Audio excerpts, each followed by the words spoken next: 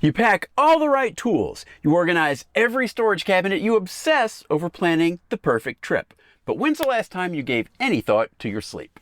Your sleep habits can very much affect how good your RV trip will be. So coming up, let's talk about it.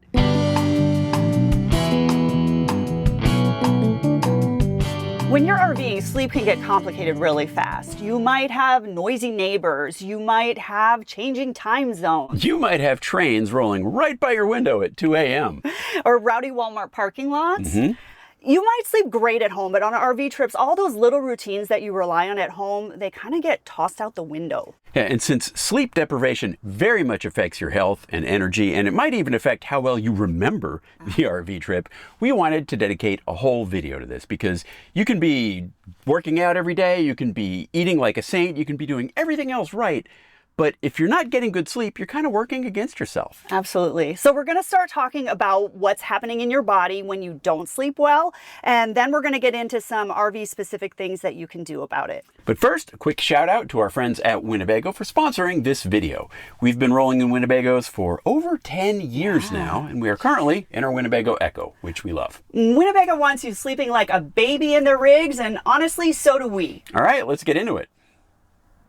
Why do you need good sleep? Well, you already know how you feel after a bad night's sleep, right? You feel tired, fuzzy, forgetful, grumpy, just kind of blah. That felt sort of accusational. What? Not you, not grumpy. Your appetite gets messed up too, right? And it's not just the donut you eat at 2 a.m. It's jacked up sort of all day. So you're going to eat more. And then your blood sugar gets harder to regulate. And over time, that can lead to an increased risk for things like type 2 diabetes. Yeah. And growth hormone, that's another big one. It gets released during your deep sleep phase. And if you're not getting that, your body can't repair and recover the way it should.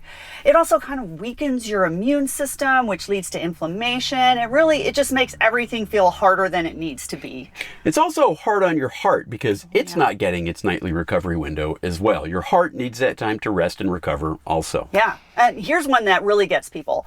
Research has found that there are strong links between chronic sleep deprivation and both an increase in cancer risk and Alzheimer's disease. Yeah.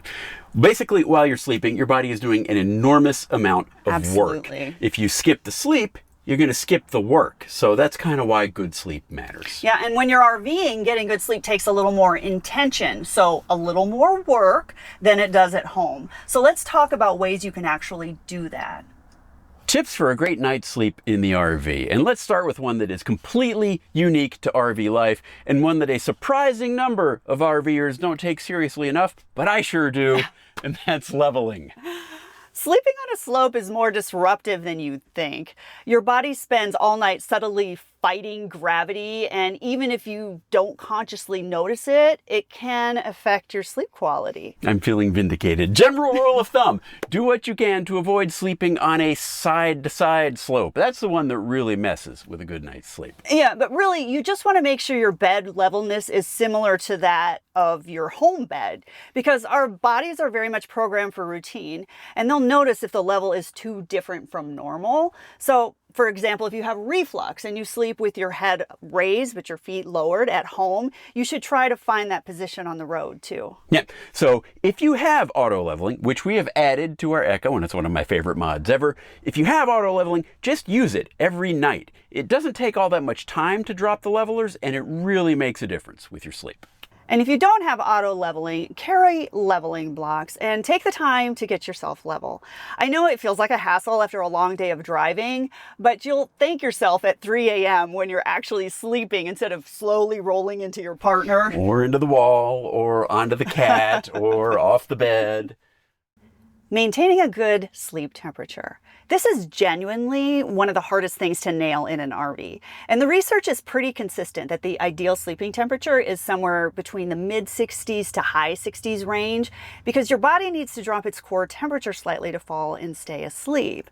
And if your environment is fighting that process, well, your sleep quality is going to take a hit. Yeah. Now, this can be hard in an RV, especially in the summer. If you're out boondocking, you don't have hookups, and you're trying to conserve power, so you're not running the air conditioning.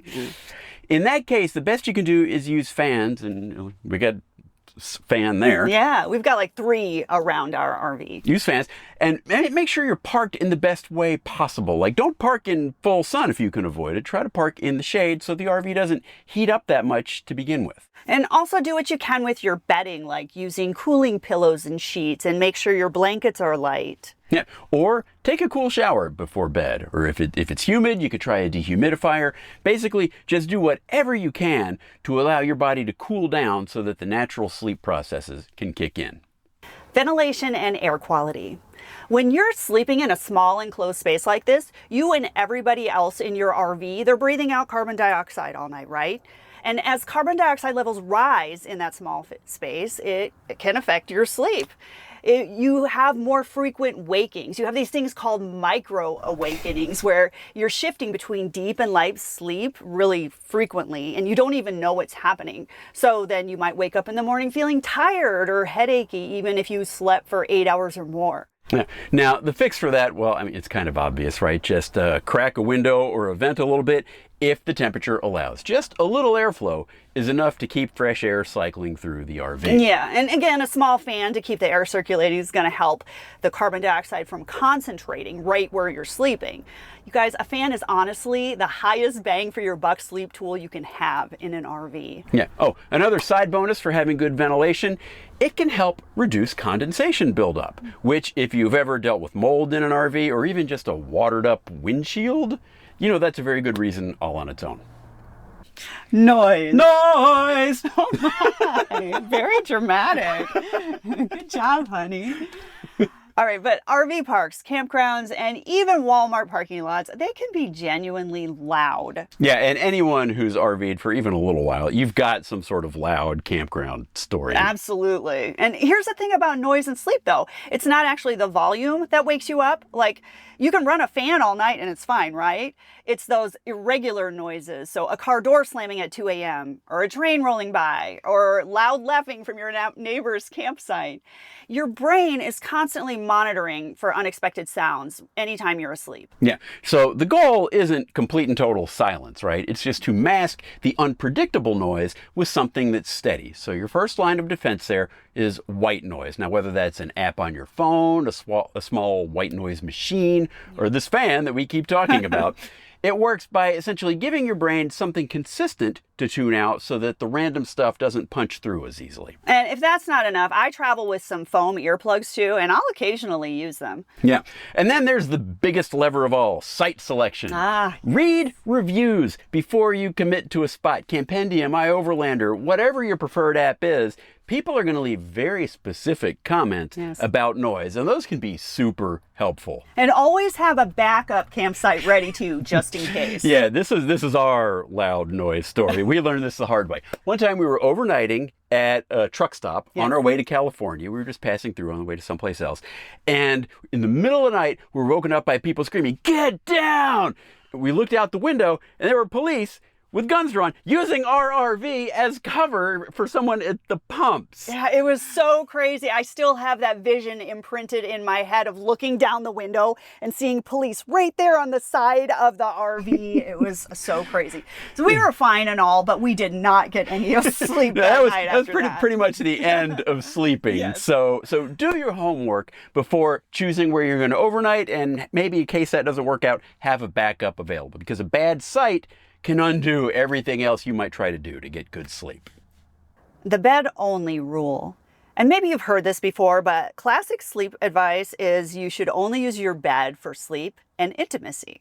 And this is because your brain is really good at making associations. And if you only ever get into bed to sleep, then your brain starts to recognize bed as its sleep trigger. So you lie down, your brain goes, "Oh, this is what we do now." And it starts the process of winding down. Yeah, but the problem with that advice in an RV is that your bed might also be your couch, or your dinette, or your desk, or the place where you're filming YouTube videos about sleep.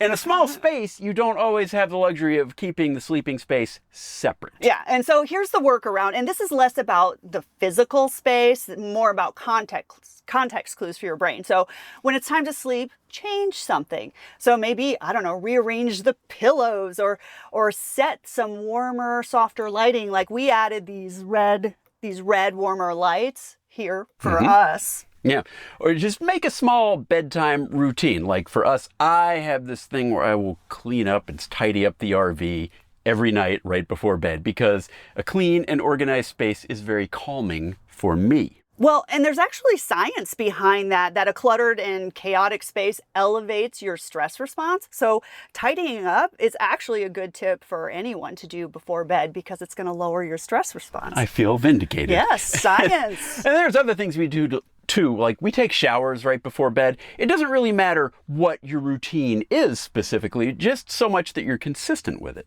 Yeah, and that's because your brain is looking for those signals that are saying, okay, it's time to shift gears now. And since you're only in your RV very temporarily, you have to put a little more effort and time into creating those signals. Having a consistent sleep schedule. And okay, this one is not necessarily RV specific, but it's just genuinely one of the best pieces of advice for sleep that there is. So we'd be doing you a disservice if we didn't mention it. And you all know this, that your body runs on an internal clock, your circadian rhythm, and it functions best when you're working with it rather than against it, right? So having consistent sleep and wake times kind of reinforces that rhythm. Irregular sleep and wake times, it messes with it. But when you're on the road, it's way too easy to let things slide with that. Like you'll be in a different time zone, or it'll be a late night at the campfire, or you'll be staying someplace new that makes you want to stay up and look at the stars. I mean, we get all of that. Yeah, but here's the thing most people don't even know, that your wake time, that is actually the bigger lever of the two things. So anchoring what time you get up in the morning, that is more powerful than trying to control when you fall asleep at night. If you get up at the same time consistently, then your evenings are going to sort of regulate themselves and your body will start winding down at the right time because it knows when morning is coming. So if there's one thing to take from this section, it's pick a wake time, stick with it even after a late night, and let that anchor do the work. Or you could get a cat who knows what time it is and will stand on your head. Yes, but that's actually a great segue into our next and final tip for you, pets. All right, we can't do a sleep video without talking about pets. And we're not here to tell you to kick your animals out of bed. We get it. We have a cat and we know how this goes. Yeah. Here's the thing though, about a third of Americans say their pets regularly disrupt their sleep. And I'd bet it's even higher than that because a lot of those disruptions are things that you might not even wake up for fully remember, like, your pet gets restless or resettles, steps on your face, gets zoomies at 3 a.m., or decides that your face is the most comfortable place to, and so you'll just roll right over and go right back to sleep. You might not even remember that it happened. Yeah, and the good news is the fix isn't about exiling them. It's about giving them their own dedicated sleep spot in the RV and actually training them to use it. Yeah. So we've got Mel, I'd say sort of trained. He's pretty good. To sleep in this bed. And he does pretty well, except he will try to get away with laying on us as we are falling asleep at night, and absolutely, he knows about an hour before breakfast time, and he will start climbing all over the place. And it's time to wake up for sure. But for dogs, and this one probably goes without saying for the dog people, it helps to make sure they're genuinely worn out before bed as well. So get them enough exercise and outside time during the day so that when it's sleep time, they're actually ready for it.